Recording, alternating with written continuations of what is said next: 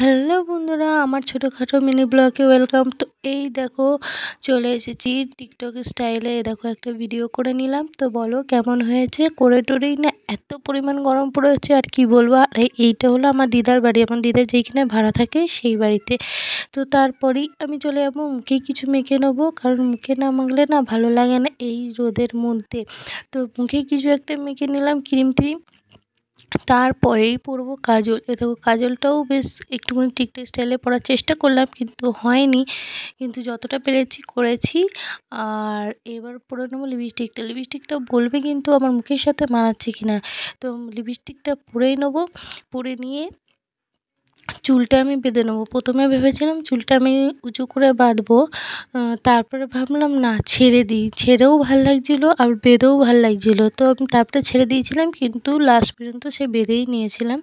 তো এ দেখো আমি ভেবেছিলাম এরকম করে চুলটা বাঁধবো, বড় ভাল লাগছে কি না। আর এ দেখো তারপরে ভাবলাম না বাঁধবো না, ছেড়ে দিই। এ দেখো ছেড়ে দিলাম। বলো ছাড়াতে ভাল লাগছিলো না বাঁধাতে ভাল লাগছিলো। তো টাটা, এখানে একটু